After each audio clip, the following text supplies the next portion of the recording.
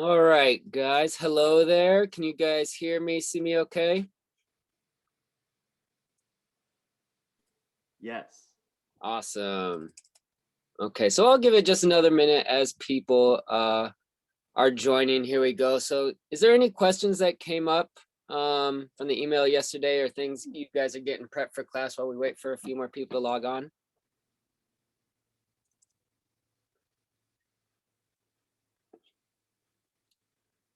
All right.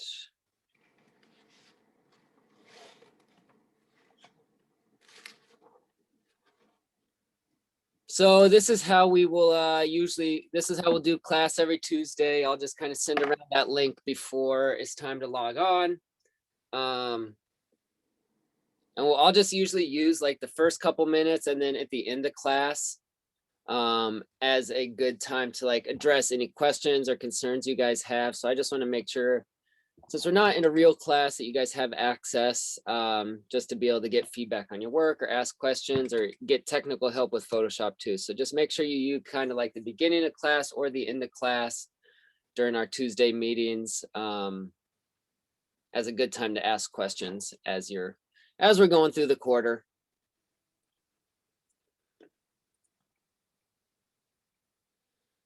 All right, we'll give it just another minute. So make sure you guys have something to draw with / take notes with today.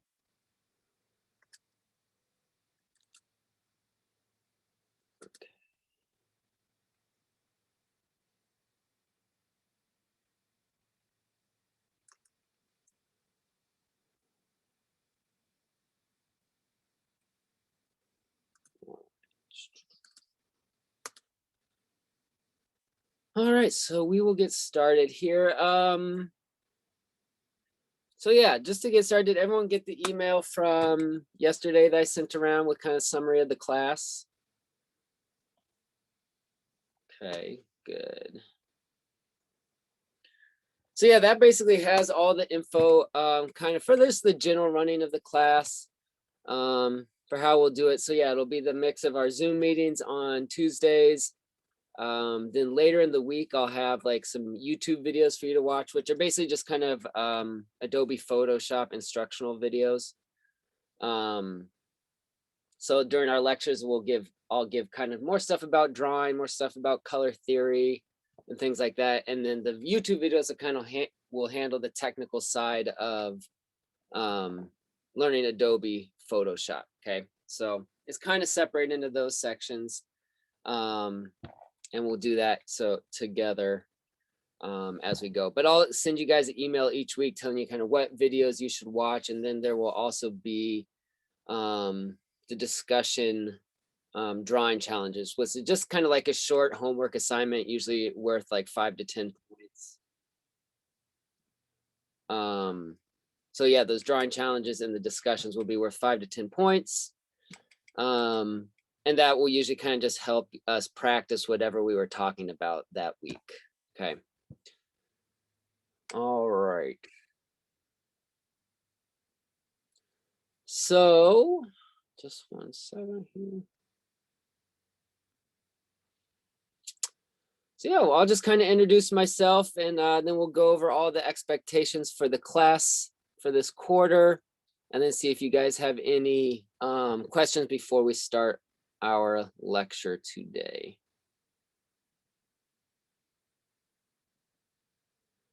Okay, can you guys see my screen okay there? Cool. So I'll usually kind of go back and forth between screen share and whatever video camera.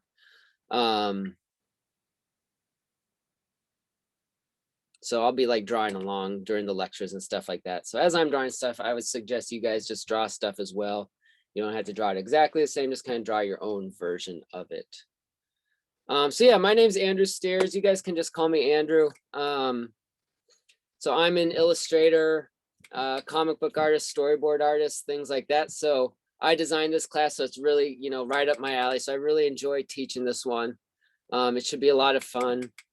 And we'll kind of cover a little bit of everything, some storyboarding, some general illustration techniques, some comic book drawing, and all kind of doing all of those things using Photoshop to finish off our work. So Photoshop is probably the main program I use in terms of coloring and finishing art for any sort of professional jobs I have. So we'll just get into a general overview of how to do it and how to use Photoshop as a drawing program. So it was designed as like a photo editing program, but it is now used mostly used by illustrators and artists as a drawing program as well. So it's a very powerful program with a lot it can do, and we'll mostly use it for drawing and painting. So this is my contact info here, just so you guys can have this written down. This is my school email here. Some of you guys have already messaged me through Canvas, so I definitely suggest messaging me through Canvas because I get a note to my email as well as on Canvas, so I'm more likely to see it. But if you need my email, just another way to get in touch with me there. So I wanted, throughout the week, I will usually check my email most days, Monday to Friday. So if you ever have questions or need help with an assignment or feedback on your work, just email me, and that will kind of be the best way to get in touch with me. If you do need like more specific help with something, I am free to schedule private Zoom meetings with you guys. Like if you have a tough technical issue or need help with an assignment, I can schedule a time to meet with you guys one-on-one over Zoom. And probably before like an assignment's due and stuff like that, I will host some lab hours if you need last minute feedback or help on an assignment. But I don't have any regular scheduled lab hours for this quarter, but I am available to schedule it with you guys if need be. This is just my my website here, andrewsteers.com. If you want to see my work and my Instagram here, I post drawings and sketches to that, so feel free to take a look at those. Especially with art class, I suggest taking a look at how your professor draws, so you can get an idea of, their own style and then kind of how they're teaching you different things. So that is how that will work for the most part. Yeah. All right. You guys got the email for supplies, general supplies for class, okay? So that will be a big one. Supplies. So do you guys have a sketchbook so far? Who has a yes, got a couple sketchbooks. So it doesn't need to be anything fancy. Here's one of the sketchbooks I use. It's just a cheap one from Office Depot or whatever. It's like $7. You don't need a fancy, expensive sketchbook from an art store. If you have one that's like halfway full, you can continue to use that one for this class. But drawing in your sketchbook is going to be the best way to get better. That's the way we're going to practice, and we'll start a lot of your drawings in your sketchbook as well. Pens and pencils, things to draw with. Does anyone have any pens or pencils that they like to draw with already from other art classes, from your own drawings, anything like that?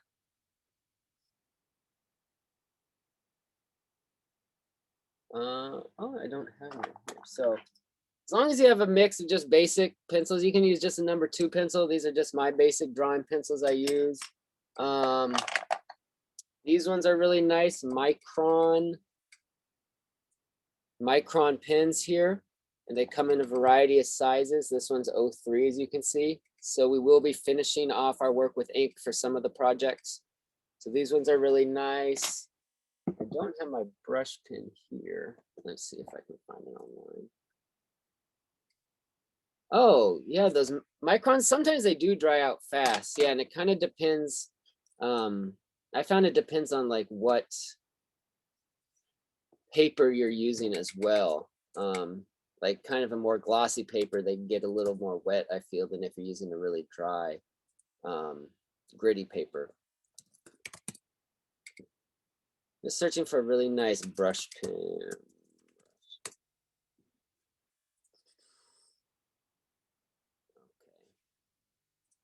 These ones are really nice. I use this a lot. Is this Pentel Pocket Brush Pen? Has anyone ever used a brush pen before by chance? So these ones are really nice. If you have a chance to get one of these, they're pretty cheap. They're on Amazon for, yeah, 12 bucks. And they come with refillable ink cartridges. So I'll just throw this link in the chat if anyone wants to try these. But I'm really not too particular on supplies, whatever you're kind of comfortable drawing with. And I suggest like trying a bunch of different stuff. So do some of your drawings in pen, some in pencil, and just kind of see what you like the more you draw with it. That's the main way I do it. And then kind of the bigger things that take a little more doing, Adobe Photoshop. That is what I'm going to be drawing in. That's what this program is right here. Has anyone received that email from school/Adobe for the free download, or not received it yet? You have not. Okay. Has anyone received it? Okay.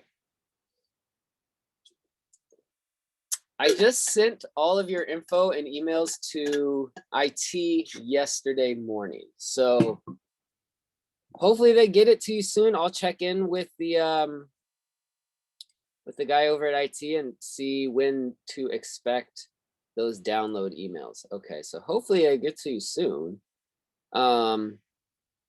Well, one of you guys, if you do get the email, or do get the link from Adobe, please just send me a message and say that you started downloading. So if anyone, or that you got it and that you have access to it, just so I know you guys have started that process. And if we don't hear by, if I don't hear by anyone tomorrow, then I'll drop a line to IT to make sure they get the ball rolling on that. So once you get that, I have a video link to kind of help you guys install. It should be pretty simple. Has anyone used Photoshop before? Kevin has. Anyone else? Kinda. Trinity, yes. Megan, no? I did. Okay, a little bit. It sounds like kind of a mix. So yeah, we'll kind of, in the videos, I give you like an overview of all the basics, and then we'll just get into how to use it for drawing. So if you're starting from complete zero, that's completely fine. It is a little bit daunting with just how complicated the program is, and it just takes a little bit of time to learn kind of the basic tools. As you guys can see over here, there's like 30, 40, 50 tools over here. I use about 4 or 5 of them regularly. So depending on what you're doing with the program, you kind of can just learn the stuff that you need to use without knowing all, the thousands of things this program can do.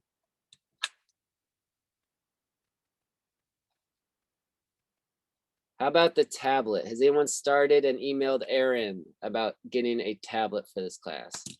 Kevin, how did it go? Did you hear back from Aaron? Okay. Yes, I sent an email and they sent me the form back, and I'm gonna fill it out and send it back to them to get that started. Okay, nice. So, yeah, Pierre, you say you have a Huan tablet. I have not heard of those, but that's probably fine. Pierre, does it plug into your computer and work with just drawing directly to your laptop? Yeah, that should be fine. So yeah, if you guys have one of your own, you can use that. This is mine here. It's pretty small, basic tablet. I've used the same one for probably 8 years. The technology on these things hasn't really changed. So if you want to like buy yourself an older one off eBay, that's fine too. You can find some cheaper ones, but yeah, just email Aaron. He'll send you the form and you guys can get the ball rolling on that. The first project, we do not need Photoshop for it. So if for some reason it takes longer to get the tablet or to get Photoshop download, that'll be okay. We can get to that for the second project, okay? Oh, Trinity, yeah, that sounds like that should work. Trinity said her laptop has a touch screen, probably one of those ones that like folds over and you can draw directly on it. As long as it can work with Photoshop and work with like the pressure sensitive. So you see how I can get like thick to thin lines depending on how hard I'm pressing down. If you can get that sort of feel from drawing directly on your laptop, that will work. So yeah, there are definite workarounds. Yeah, Trinity, just if you can't figure that out, go into like your settings and look for pressure sensitivity with your pen. And that should be a way to adjust those settings. All right, so those are the main supplies. There's no books or anything like that. Oh, I guess you will need, I guess it's a camera or a scanner. So you will need to somehow get your art from your sketchbook into your computer.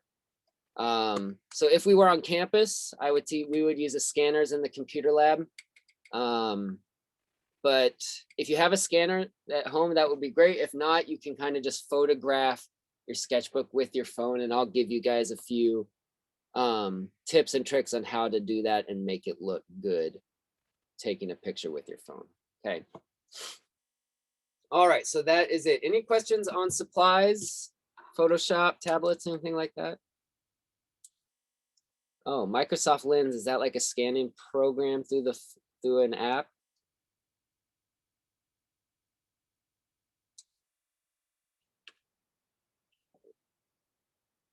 Oh, cool. Yeah, something like that would work as well. Yeah. So there's a lot of different options for a lot of this stuff for the tablets. So yeah, just be on that lookout from Adobe. Just check your emails and later today and tomorrow, and hopefully you guys get those. And check your spam folder. Sometimes it pops into there. So that's going to your school email, obviously. All right, so that's kind of general overview stuff. Oh, and then for class, we are going to have 3 assignments. So first assignment here, storyboard sequence, project 2, color script, project 3, final illustration. So those are all up, and I would suggest kind of just looking at those and seeing what those different projects entail. They're all worth a little bit more points, 150, 200, 250. So obviously the final is worth the most. That will be a majority of your points. Other than that, there will be some topics, drawing challenges in the discussion. Those are all just worth, 5 or 10 points, but they will add up as the quarter goes on. And as the quarter goes on, I usually have a few options for extra credit as well. So that will kind of come as we move, but for the most part, that will be it with our Canvas class, okay? And I will also send a link out. Here is kind of what our YouTube playlist will look like, with different how-to videos of how to draw different, or how to use Photoshop in different ways. So this one's like use of the brush tool, use of the lasso, use of layers, things like that. So I will send a email around each week telling you kind of what videos to watch and practice with. But that's kind of how it'll go for the quarter. Nothing too crazy. Any questions on any of that? Before we move on. Okay. Okay, so to start, has anyone ever taken an art class? What is your guys' experience with art? Lots of art classes, drawn on your own, never taken an art class, took an art class in high school.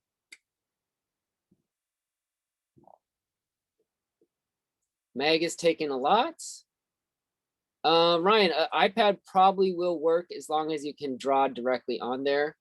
I have my iPad also, Ryan, so I'll kind of test that out to see how the Photoshop works for drawing on there. Valentina's taken a bunch of art classes.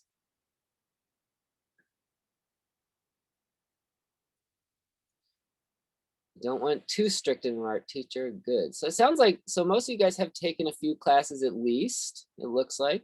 Is anyone brand new, never taken an art class? Which is totally cool and okay. Or not taken one since like middle school or elementary school?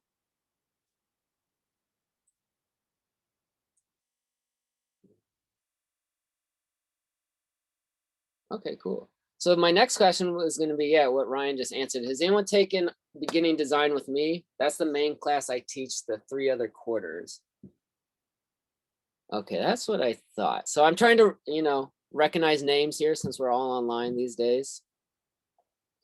So we will have, okay, so Emily took it with someone else. So one of our lectures will kind of deal with a lot of the stuff we talk about, that I talk about in my version of Art 109. So kind of that mood section of how to draw different moods. I will bring in some of that to this class, but we'll kind of do it with more of an illustration mindset, and then kind of how to use color to portray those moods as well.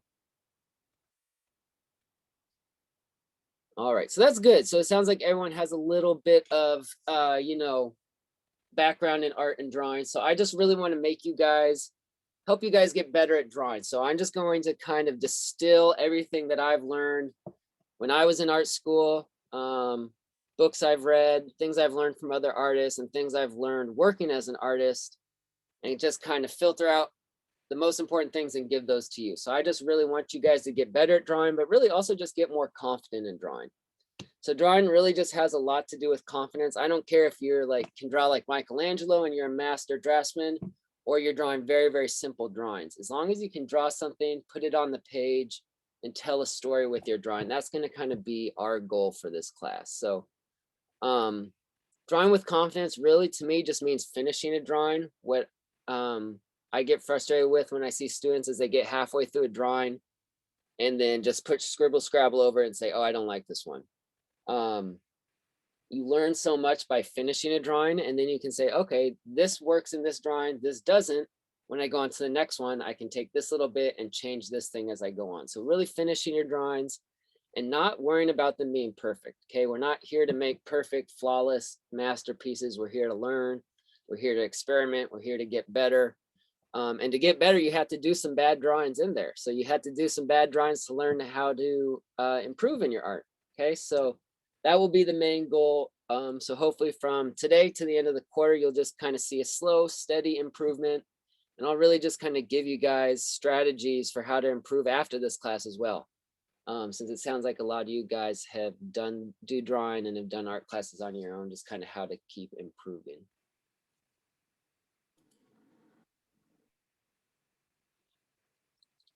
Has anyone ever done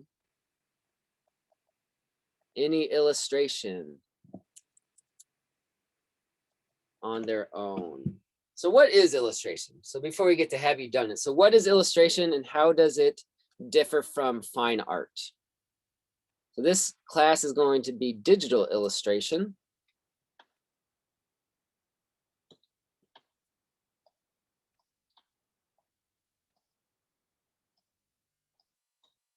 So people usually talk about illustration versus fine art, which one is better, which one has better artists, things like that. And depending on what you do, you will usually think fine art or illustration is better or worse. So really the main difference that I've noticed between the two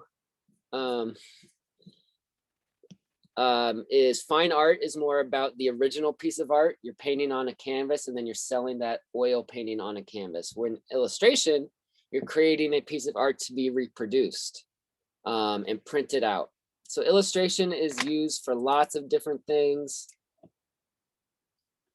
It's used for books, comics, posters, advertisement, and a lot online, Instagram, websites, things like that. Yep, newspaper has a lot of illustrations, and people still do newspaper. So comic books, comic strips, things like that. So it's really just kind of the use of the illustration. Usually illustration is art with a purpose. So it's trying to tell a story or sell an idea. And fine art is usually just art to look beautiful. It can be representational art or it can be abstract art. But fine art is usually trying to kind of look beautiful. And then you're selling the original, where all of these are being reproduced and printed. And the original is not as important as everything else, the way it's printed and reproduced in books, on posters, and magazines, and things like that.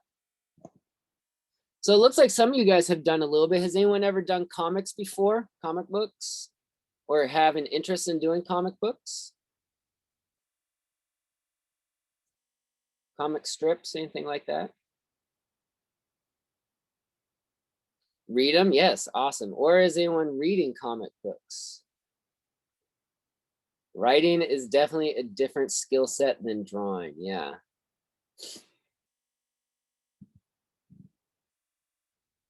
So we'll cover some basic stuff on comic book art, but a good thing to do for this class, the final project, you will have a chance to illustrate your own story if you would like. So if you have a story or anything you are working on,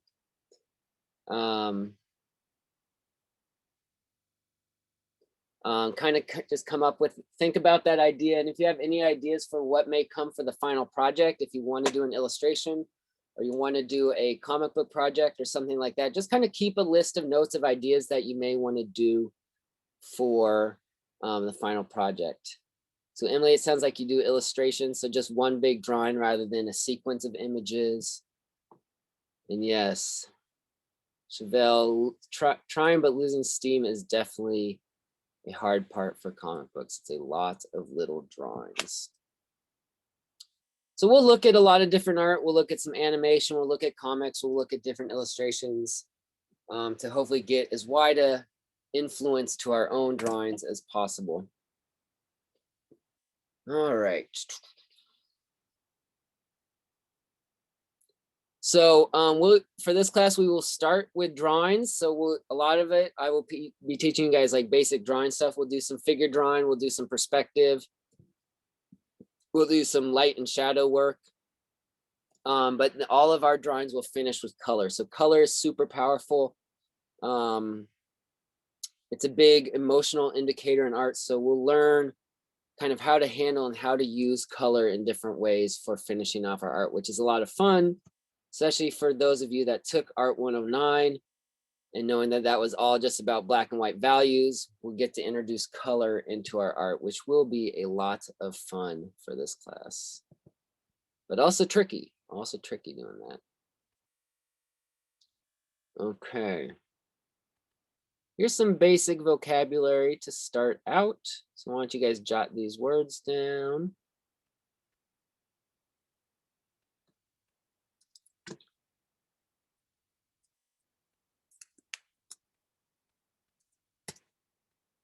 So yeah, most days I'll have some basic vocabulary to kind of use to discuss our lecture and things like that.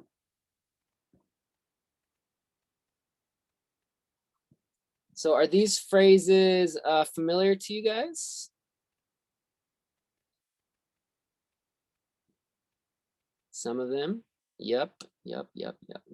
All right, so those that took Art 109 with me definitely know a focal point. I drive that home and yell about focal points a lot in that class. It's basically just what is your drawing of, for those of you who may not be familiar of it. Oftentimes it's a person, so a person will be that focal point. So you want to make that focal point stand out. It doesn't have to be a person. Maybe it's a sailboat. So this drawing, the person is the focal point and the boat is the focal point. Okay, your drawings don't always have to have a focal point, but lots of times they will. Frame / composition is just this frame here. So sometimes I'll call it a frame, sometimes I will call it a composition.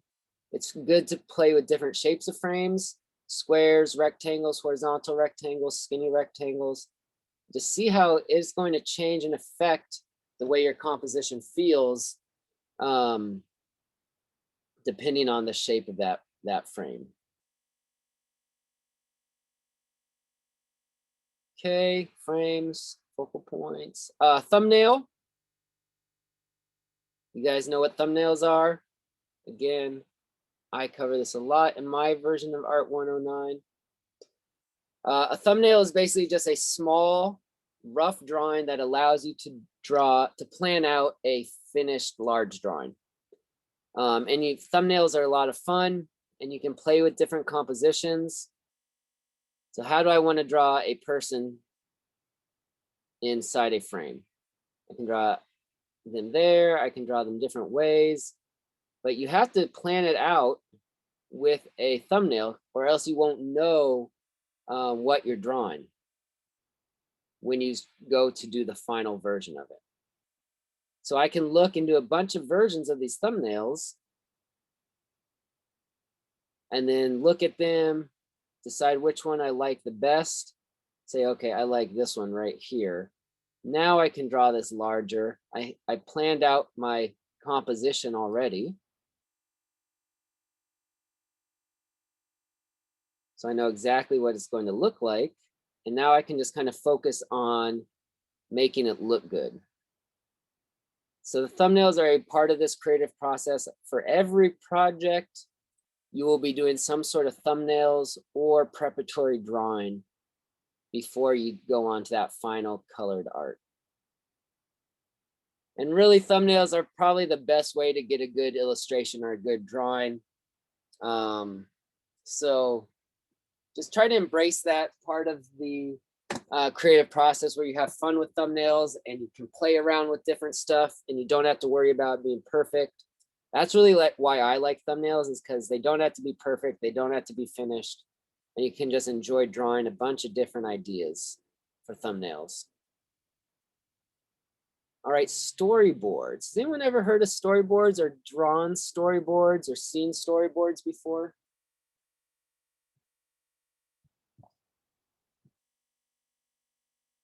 Emily has. All right, cool. So our first project is going to be a storyboard sequence. And that's basically a series of thumbnail drawings in order used to plan out usually a movie, used to plan out a film, used to plan out a comic book, but used to tell a story with pictures. And they're small and they're rough and they're not finished necessarily. So that will be our goal for this first project, is we are going to tell a story using just storyboards. So using a sequence of thumbnail drawings. So they're usually labeled 1, 2, 3, so you can see the order and visually see the story that's going on.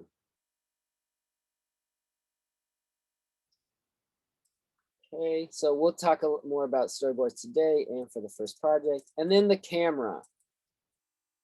I don't mean a literal camera, but what I mean, I will talk about the camera in this class. I'll move the camera far away, move the camera close up. But I'm not talking about a literal camera. I'm talking about an imaginary camera that helps to frame our drawings. So here is, if this was a literal camera looking at this person, what would this image look like? It would look about something like this. So I will basically just refer to a metaphorical or an imaginary camera and say, oh, maybe move the camera to the side of your character, maybe move the camera further away. And that can improve your composition. Maybe put your camera closer to the focal point, pull your camera further away from the focal point, okay? It's not a real camera, but we still use it to talk about our compositions in different ways.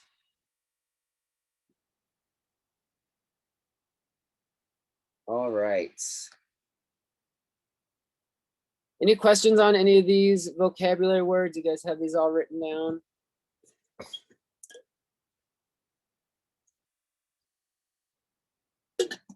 Cool. So as I'm talking, you guys feel free to stop me anytime or repeat myself. So we can, if you need me to repeat anything or go in depth on a subject or just explain it in a different way. All right. So now let's get into our lecture today, which is types of shots, types of shots.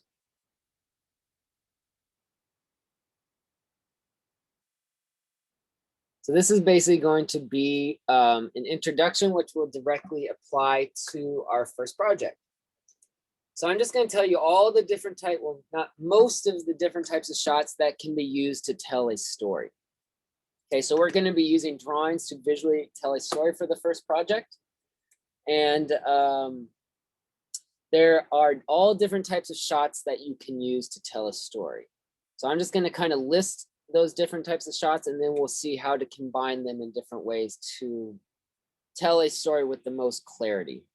Now, clarity should be a good word. I should tell you.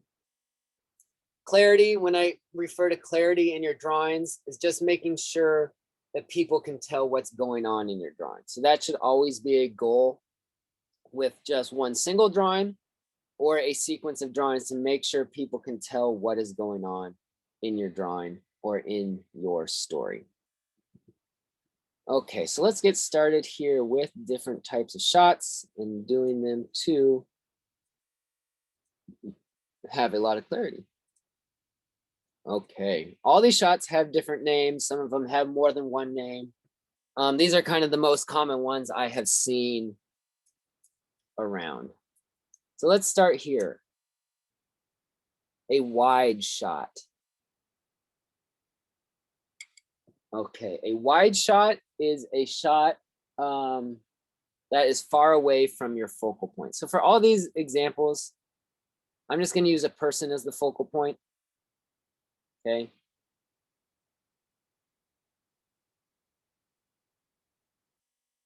So people are very common focal points, and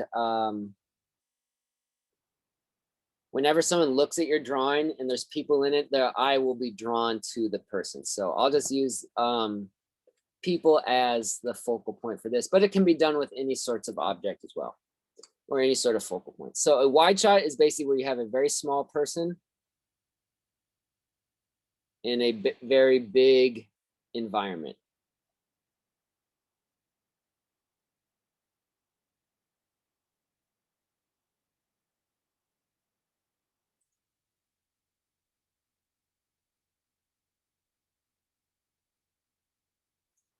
So as I'm drawing this, you guys can just kind of sketch along, do your own version of this.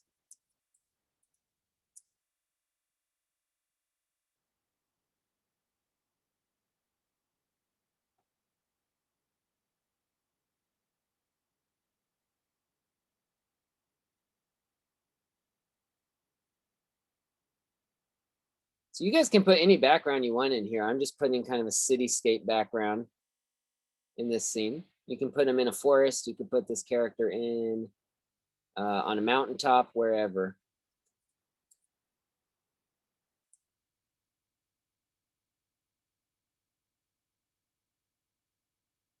But basically, the point of a wide shot is that your person here, or your focal point, is very small, small in the frame.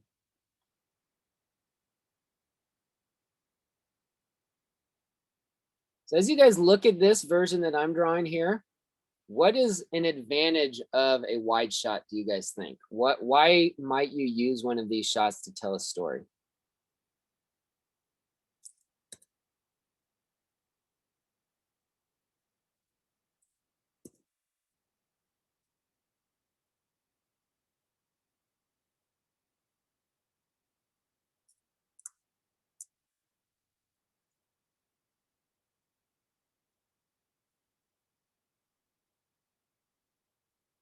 Exactly, Meg. Yeah.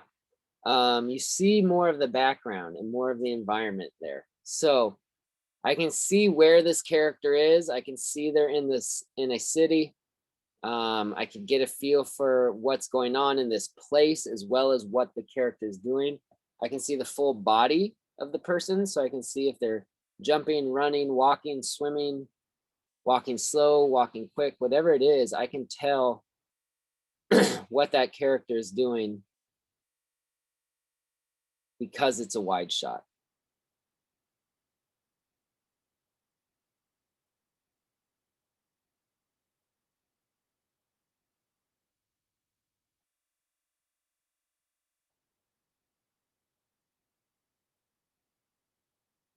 All right.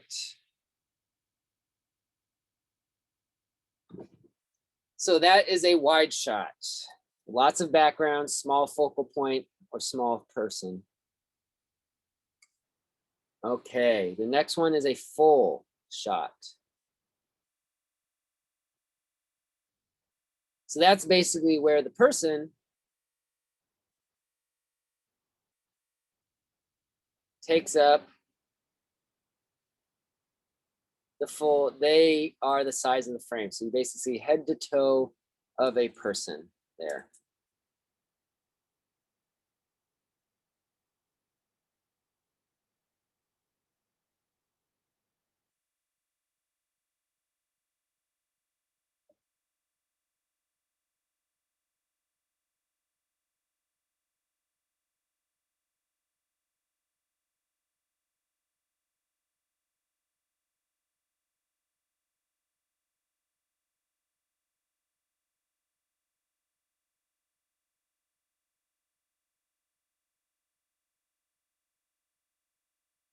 Okay. You guys all have a version of this drawn down.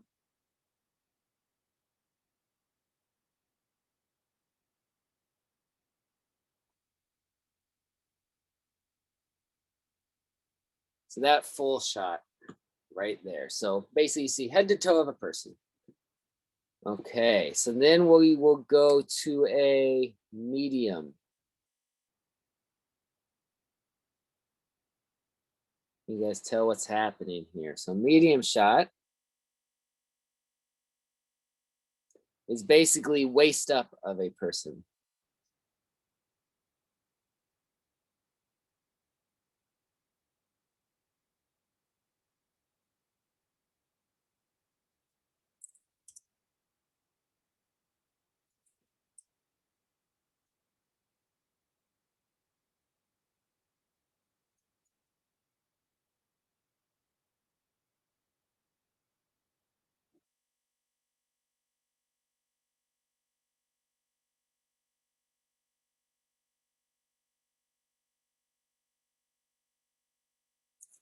It's a medium shot, about waist up of a person.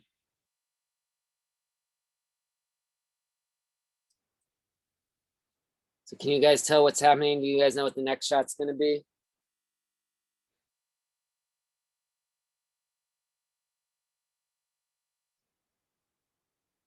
A close-up. Close-up is also oftentimes abbreviated just as CU. That's where you go just to the face of that person.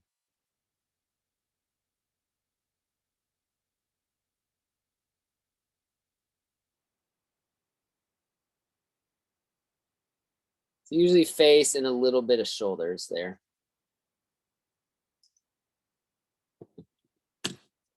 All right, so those are kind of the main four to start with.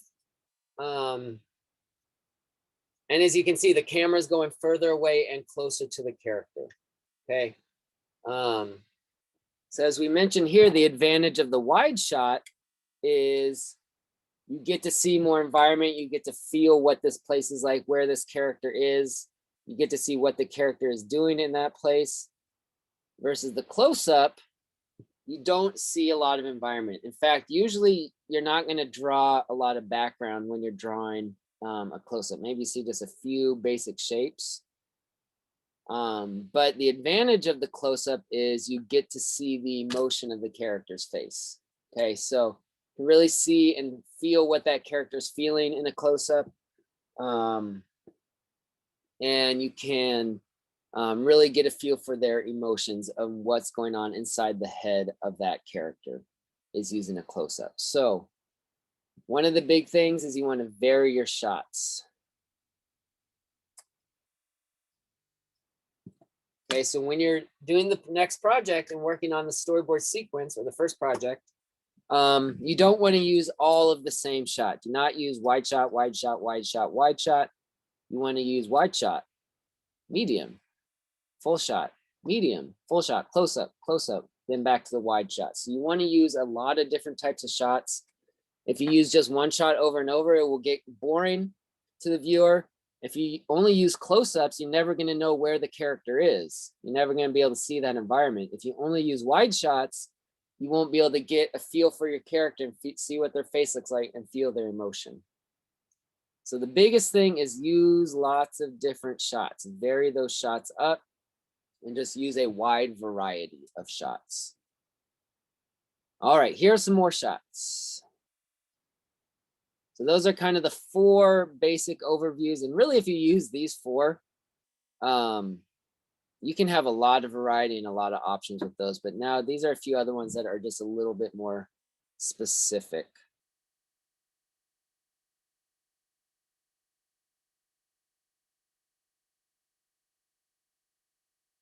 Extreme close-up.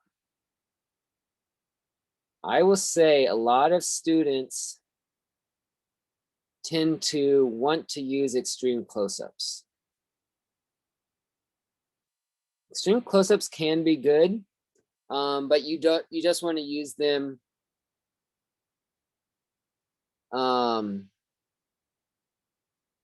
you want to use them sparingly. Don't use extreme close-ups too often. Oh, yeah, Valentina said, for the wide shot, can I draw the city without the character? Yes, lots of times there won't be a focal point. So I'm just kind of showing you guys these for examples with the person here. Sometimes a wide shot won't have a person in it at all. So that's fine. So like if you're just really want to like show the first shot of a city so you can see what that city looks like, you don't always need a person in it, but I'm just using that to kind of show that as an example of kind of how we're getting closer to the character. Good question, Valentina. All right, so extreme close-up should be used for extreme emotion. So when someone's really, really angry or really, really happy or really, really excited, you should use extreme close-up. So don't use them all the time. And I really don't want to see the shot of the eyes. This is like the #1 kind of amateur shot there. No close-up of eye shot. It doesn't give you quite enough information of the character. It's hard to tell who the character is. It's better to use that extreme close-up where you can see some more shapes, a little bit of hair or shape of the character and some more facial features to see what they're feeling.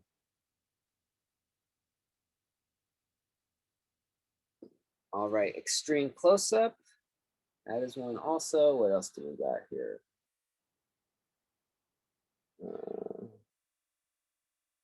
Let's go.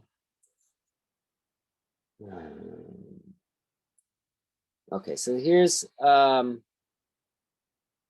Dutch tilt. So this one is where you physically take the camera if you're working in film and you tilt the camera on its side just a little bit. So this is used for motion, movement, action shots.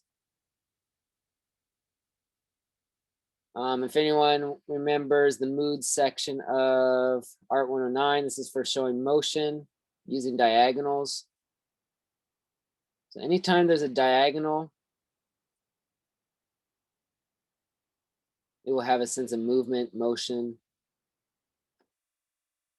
So next time you're watching a movie or a TV show, see what happens during the action scene. See if there's a Dutch tilt and the whole subject matter is tilted a little bit when you're watching the movie or the TV show.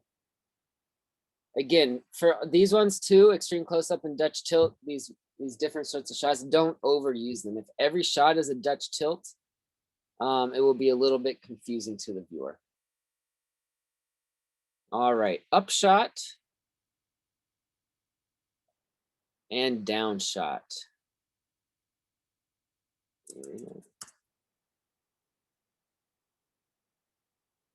So similar to the Dutch tilt where you're physically moving the camera on a bit of a tilt, this is where you're physically tilting the camera up to look up at your subject matter or tilting the camera down to look down at your subject matter. So I have seen it called and lots of times like to call the upshot the hero shot.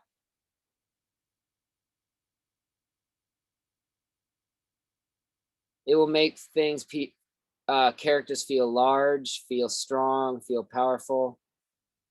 You see this on superhero covers a lot, action movie characters a lot.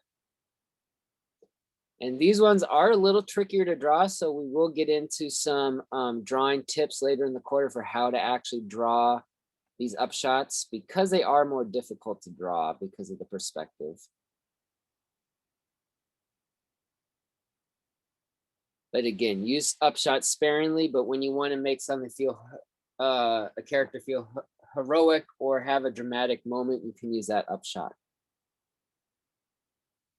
And down shot's kind of the opposite. So that will make a character feel small, feel weak, feel alone.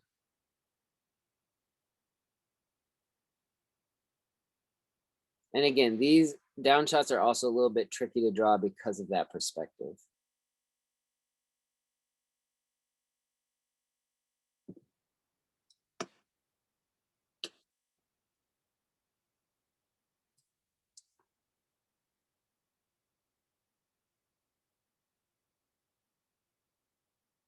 Any questions on these four here?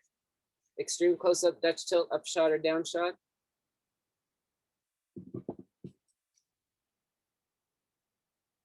So finish off your versions of this drawing, these drawings.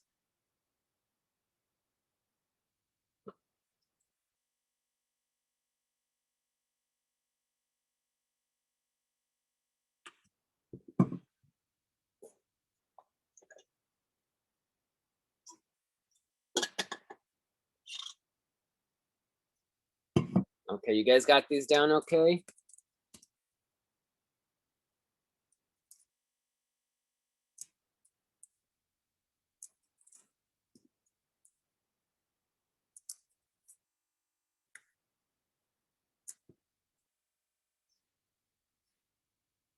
Okay, let's go to a few more here.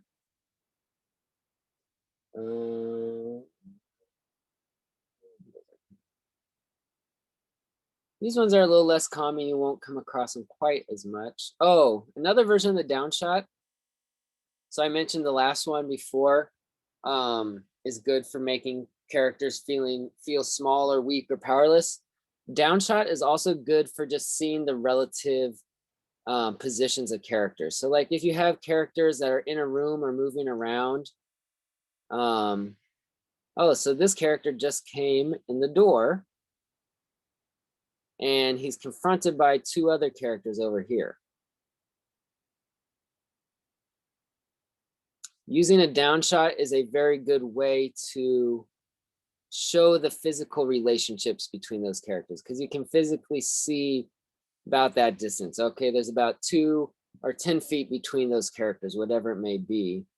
But down shots are really good for showing the environment and showing the physical relationship between characters. So I will usually, like if I'm doing a fight scene or something like that, after I have some dramatic up shots and down shots or Dutch tilts, then usually I come to a down shot so I can explain to the viewer where these characters are all located in relationship to one another.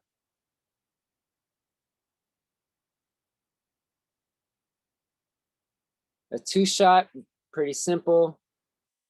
This has 2 characters in it. So once you get to more complicated scenes with multiple characters, sometimes you'll want both the characters in the shot, or sometimes you'll want just 1 or 2 characters. Group shot, as you probably guessed. Lots of characters, a group of characters.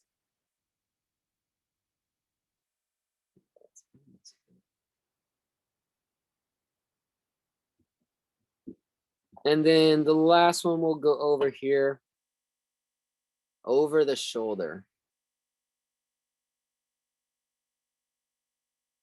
Abbreviated oftentimes as OTS. This one is good when you want to see what a character is seeing.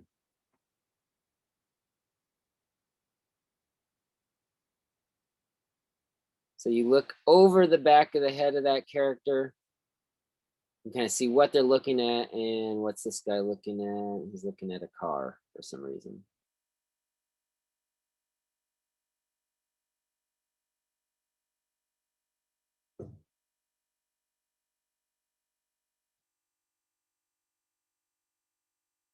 Okay, so anytime you want the viewer or the audience to feel like they're looking at what the character is looking at, you can use an over the shoulder shot.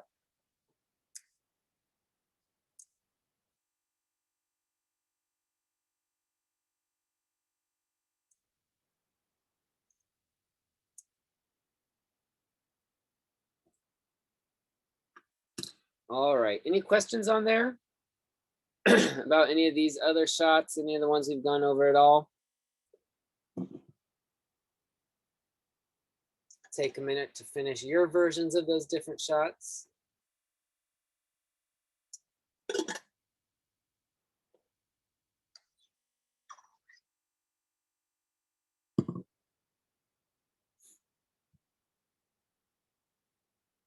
All right.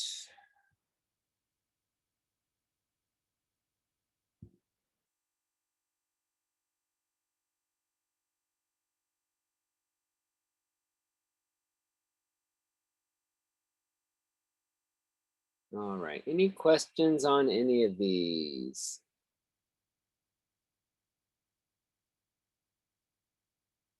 There are more than these, so if you guys ever, take a class on filmmaking or take an animation class, there are more than these types of shots. But these are the basic ones that I have found most common that I have seen out there and used most often. And this will cover, a vast majority of what you need to do when designing a storyboard sequence.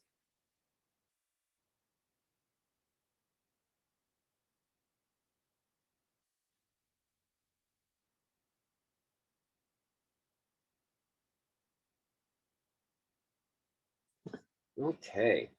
Oh, and these can also be combined. So you can have a a close-up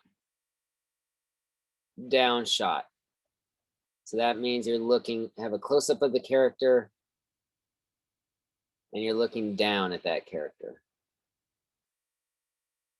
Okay, or you can have a wide angle group shot. So a wide angle where you see lots of characters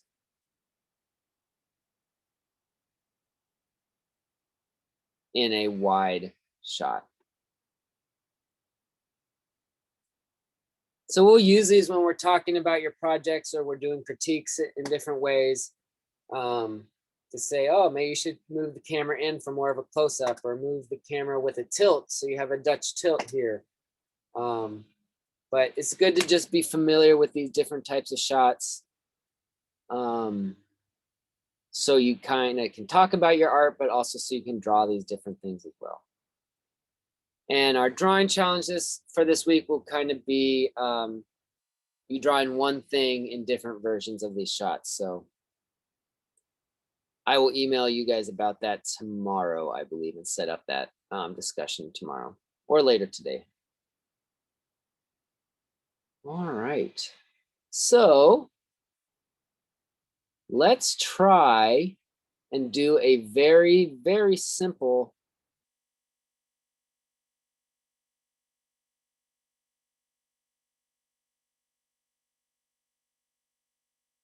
storyboard exercise here.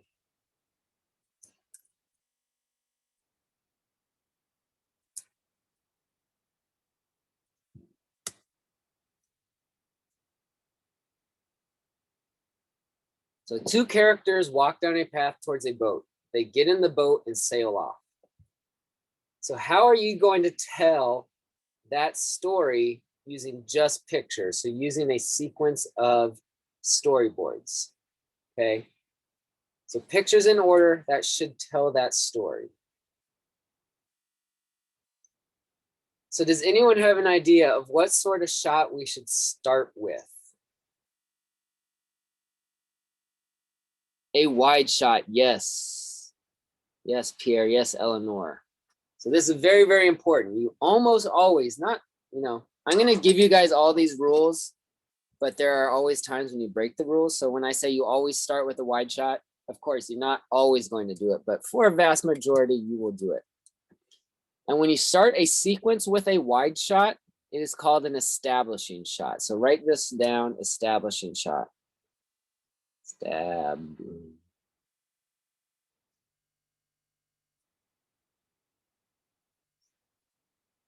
Establishing shot is basically a wide shot at the start of a sequence or the start of a story. So next time you're watching a cartoon show, you'll see it in cartoon shows all the time. They just put a shot of, you know, the family's house before they go to the scene inside of the house. You'll see it in all sorts of movies and stuff, but almost always you're going to start with a wide establishing shot.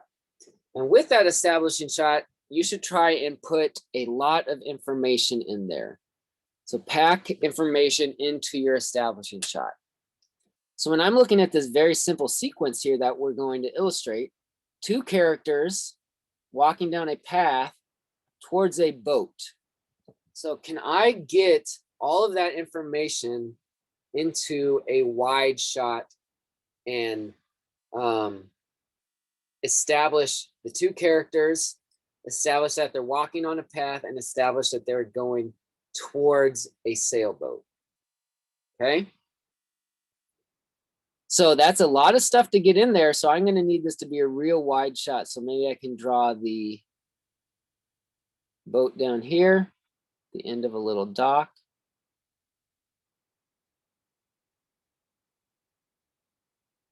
Draw the shoreline.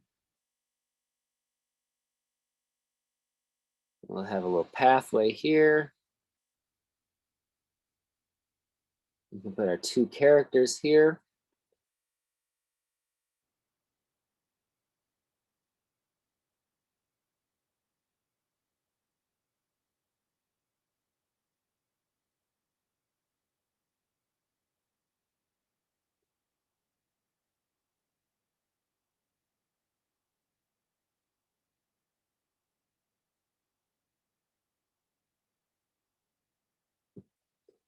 All right, so I got all of that information in here.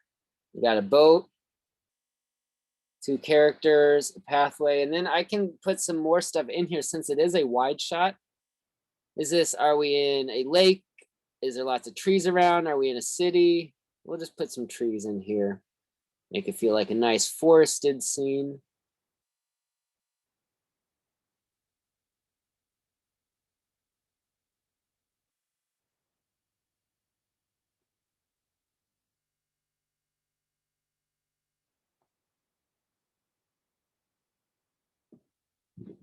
So now we have all of this information in one establishing shot. So that should always be your goal with a wide establishing shot, is to see how much information you can get into that establishing shot. So usually showing the location is going to be important, and then kind of setting up who the characters are in the scene and what the characters are doing. So that's pretty good for an establishing shot. So I will always be looking for it on the first project. I will be looking for your storyboard sequence to start with an establishing shot. Okay, so what should we do next? Which type of shot should we go to next? We want it to be different from a wide shot. Any idea what we should do next? Any thoughts?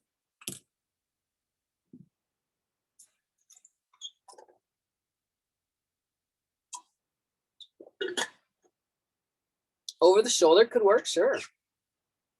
Maybe we see an over the shoulder shot. That's not what I was going to do, but I like that idea. So maybe we go over the shoulder shot here. We see character 1, character 2.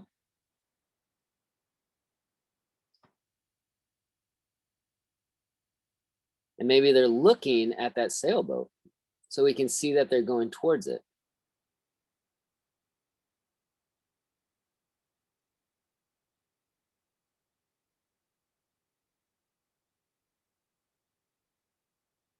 And then that also lets us see the waterway, see us where they might be sailing to, see some islands and landscapes out here.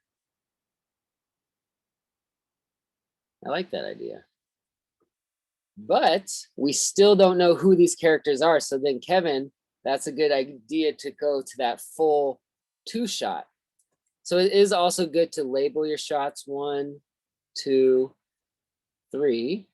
So now we will go to our full shot, full 2 shot, exactly, Kevin.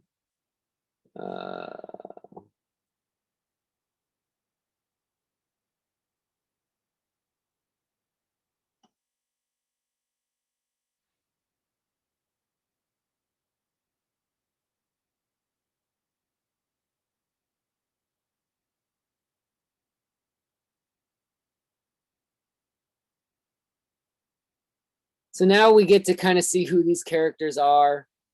We can see what they're carrying. So maybe they got fishing equipment or food or backpacks, supplies for a big journey, supplies for a small journey.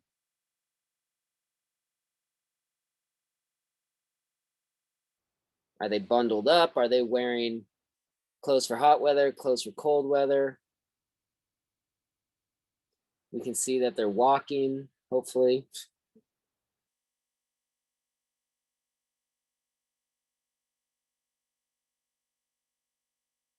What is this?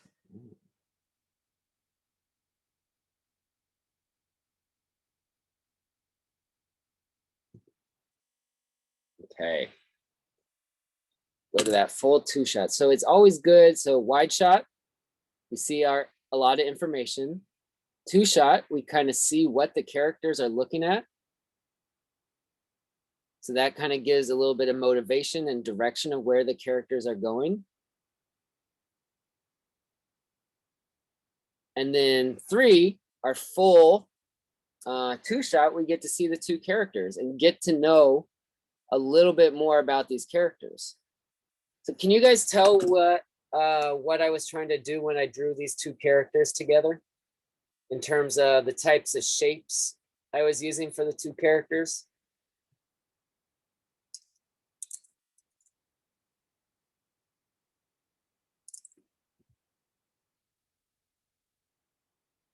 Yes, Kevin, exactly. Contrast. So I made one guy skinny with rectangles and one guy round with more ovals. So we'll get to this when we talk about our character design day. But anytime you have 2 characters in a scene, you want them to look different from each other. So using that visual contrast to make sure that the viewers know these are 2 very separate characters. Okay, so then 4, what should we do? There's not really a right or wrong thing, but usually it's good to go in for some sort of close-up. When you're starting a scene, eventually the viewer wants to basically meet the character, and especially if they're new characters. You want to know what kind of guys are these? You know, are they happy? Are they mad? Are they angry?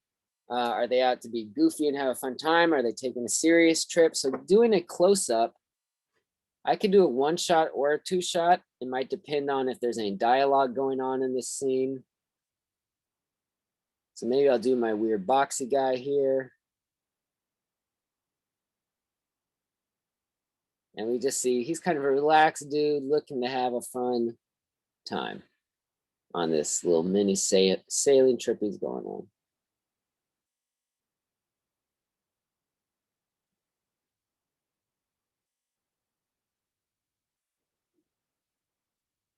Okay. All right. Close up there. Maybe we do another close up of the other character looking up, cracking a joke.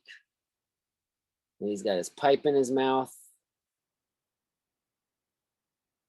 Big mustache here. So these close-ups really let the viewer feel like they know who these characters are a little bit more.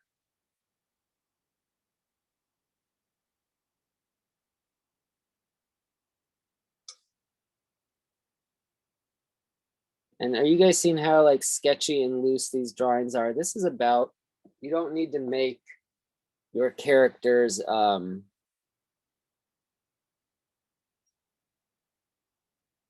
or your drawing super finished or super polished or detailed. Just having a loose kind of idea for thumbnails and storyboards will help you get across the idea to the viewer.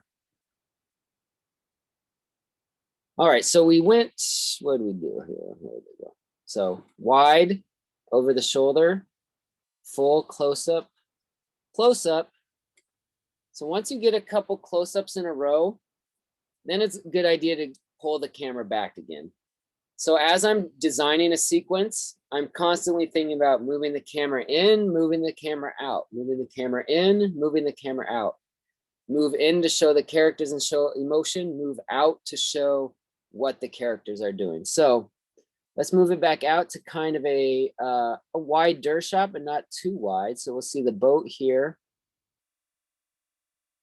And then we can see the two characters walking towards the boat.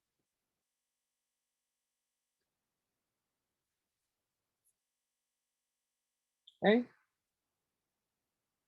You'll see little arrows lots of times. You can use that, especially if you're kind of getting just the rough feel for a drawing. So we can see them going down the dock to the boat. Again, I'm going to just kind of speed this up a little bit for time's sake. And then, so we went back to this is kind of a wide shot / full shot. And then you want to see transition. So I want to see them getting on that boat. So maybe I'll go for a down angle.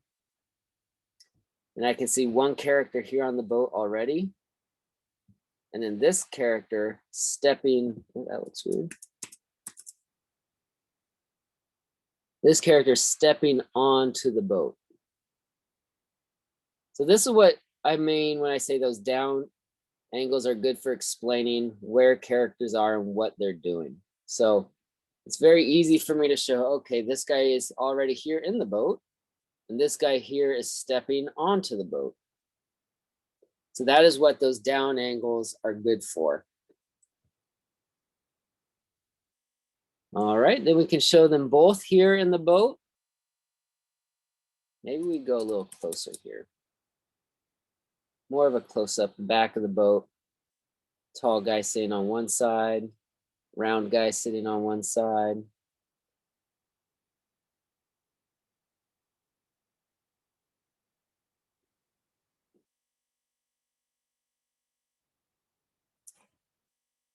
As you guys can see, I'm speeding up here.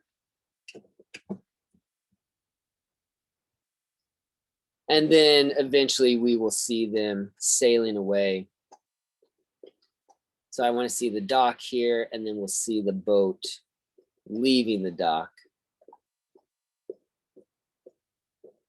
Put some little lines going behind the boat so we can see that it's sailing away. Throw in a little arrow for clarity if I want. But we see the dock that it's leaving behind, so you can know it's leaving the dock. And then maybe we go to a nice close-up of the two guys to finish it off, where they're just having a lot of fun.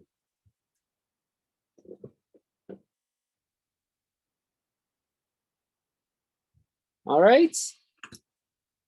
So I can expand this more if I was to do this for a more finished project.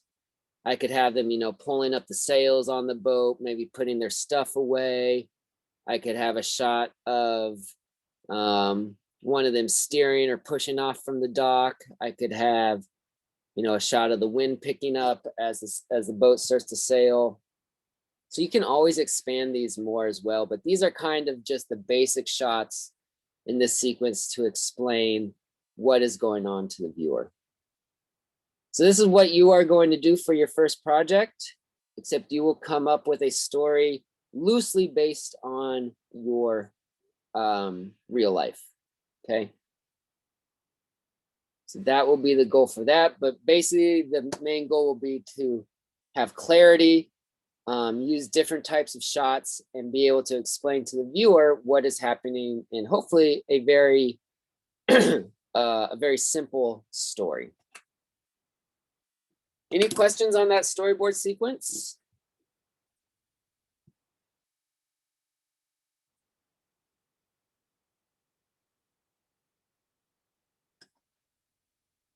All right. So again, and it's not, Trinity, that's a good question. Is there ever too much or too little? It kind of depends on what sort of storytelling style you have. It becomes a part of your style. So some artists and some storytellers will spend a lot of times just on establishing shots. I could have multiple establishing shots showing where this location is, showing maybe it's a lake, maybe it's an ocean, showing the forest as the path leads down to it, showing the type of boat it is, things like that. So you really slow down and see the environment before you even see the characters. Some people are more focused on the action of the characters, so they really want to see how characters are walking or moving. And if it's not a very important thing, you don't need a lot to explain it. But if you really want to show, oh, one of the characters is old and having trouble walking, so you show that they're kind of stumbling along or using a cane, or you want to show how their action is. Or if the characters are super fast, maybe you just show them sprint to the boat and hop on in 2 shots. So it becomes a part of your style and also a part of the type of story you're trying to tell. Pierre, do you mean for the assignment? How many shots are required? I forget specifically. It's there on Canvas. We can check really quick. Might be 30, 20 or 30. 30 storyboards, yeah.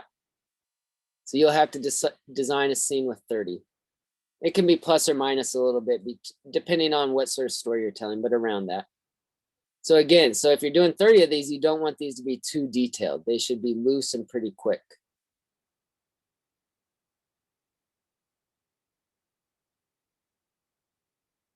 Any other questions about the sequence? Different types of shots? All right, so let's just look at some art by other artists. Oops. So every class, I'm going to try and share some work by other artists because I want you guys to be influenced by a bunch of different artists and look at good art, because looking at good art will make your art better. Here's just some different artist versions of some shots. Oh, okay. So I can send you guys a link to, I think these people have an Instagram account and maybe a Facebook group, but they have a whole bunch of like how-to drawings. So here's another type of shot called just a straight on flat shot, which is a different type. Here's an extreme, they call this one an extreme wide shot. We get the little character, big city, close up, extreme close up, Dutch angle right here, where you can see the character running, so it shows sense of motion more. Up shot, looking up at the giant monster, it feels scary. Down shot, looking at the hero on the ground, they feel weak compared to that big monster. Here's some more. Here's some group shot examples. Here's some over the shoulder examples. And here's another Dutch tilt action shot style. So again, these aren't like hard definitions for these wide shots. This one calls an extreme wide shot instead of a wide shot. So there's not like, you know, it's not math. There's not one definition for all these things, or a strict definition.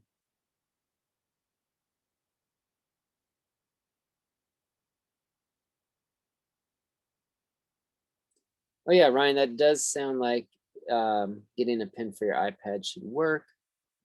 Here is a comic called Asteris Polyp. Very cool comic book. Oops, let's start at the beginning.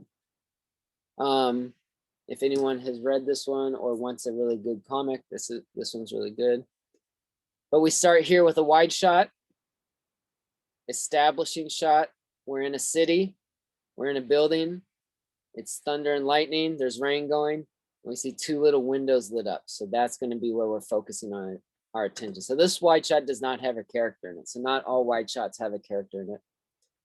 Then we go to an interior. This is another wide shot. So wide shot followed by a wide shot, but this one's inside of this building. So they establish first the building, then they establish inside of the apartment. So we get to learn a lot about this character. This character is messy. This character has not even closed the windows. There's storm coming inside. The plants are dead. So this one, we're lingering on the environment a little bit more. More dirty dishes, overdue receipts, dirty hallway. And then we see a full shot of the character. And then we go to a close-up, a close-up of the character. So we see this dude is kind of depressed, living in squalor. We see the emotion on this guy's face.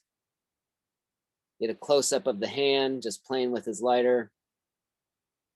and then something happens. There's an action moment, lightning strikes, and then kind of the action of the story starts. And we get a down shot looking down at the ground. But you can see it's followed that basic rule of starting out wide, establishing shot, a lot of establishing shots, and then getting in closer to feel that emotion of the character. Action, lightning strikes, another close up to see the surprise of the character, down shot to see what's going on.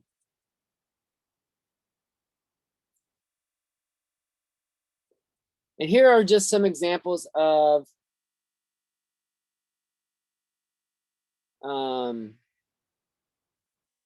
different storyboard sequences. I'm not sure what this one's from. This just gives you an idea of how light or how loose to make these. So these are very loose, just enough information so you can see where the story is and what the characters are doing. If you guys were in My Art 109, a good way to make that focal point stand out is just darken the focal point and it will stand out a lot. Oh, this is from Brave? Okay, cool. So as you're working, and just a good quick way to make your frame or your focal point stand out is just darken that focal point and it will stand out more. Especially that's a good simple way to do it for a storyboard sequence. Here is one from Little Mermaid.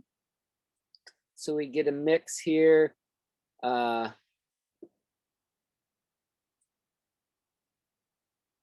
close-ups, some full shots, a good close-up where the two characters are connecting, a wide shot where we can see Ariel in her little cavern.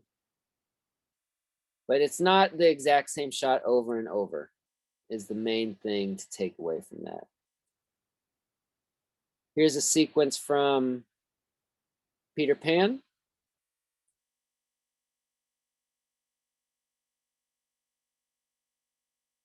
Oh, Eleanor, you got the Adobe email. Cool. So hopefully the rest of those come through to you guys today. So you guys can check your emails after class and hopefully they are in there and you guys can follow those basic steps to get it installed. They also use storyboards for live action movies. So here's one from Forrest Gump, if you guys have seen that. So in animation, they use really careful storyboards to plan out every step of the movie. In live action, usually they just do it during complicated shots or shots with a lot of special effects. Here's a sequence from Jurassic Park. So this is an action sequence. So here's a Dutch tilt. The whole room's tilted. This one's a Dutch tilt. See, the background is tilted. But it's going on with action in this scene.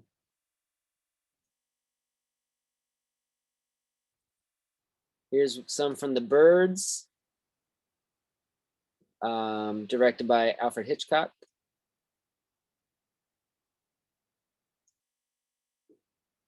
All right, so that is pretty much it for today. So I would suggest kind of just looking over that first assignment on Canvas and seeing if there's any questions that come up. It's due in a couple weeks. And we'll continue to just expand on this during our lecture next class. And we will also, I'll have a little drawing challenge for you guys during the week. To practice a few different types of shots and just practice getting the pen moving. So the more you guys can draw, the more comfortable and confident you can get, the easier this class will be. So just doodle for yourself, draw things you see around your house, things you see outside, draw your friends sitting on the couch. The more you can draw, the easier, the better you will be at drawing and the easier this class will be. But other than that, that is it for today. I'll be in touch through email during the week. And if any questions come up during the week, just shoot me a message. And yeah, we'll just go from there and build on next week. Let me know if anyone has questions before they log off. I'll leave this open for a few minutes as people are signing off. But other than that, I will see you guys in 1 week. Who had a question? Meg, is Photoshop the mandatory program for this class? Yes, it is. So that will be the one we're using, and we'll usually start on paper and then we'll finish and color all our work on in Photoshop. Oh, Pierre, for the story to describe, it will be a story based on your real life. So you're just basically using your real life as a jumping off point. So you can change it, you can make it more dramatic, you can make it more action packed. It can be, you can turn it into like you're a superhero, or you're in the future, or you're in the past, or you can change your characters um into animals instead of people, whatever it may be. But it should be kind of the story should start and be based on your real life. I'll have more directions about that too next week as well.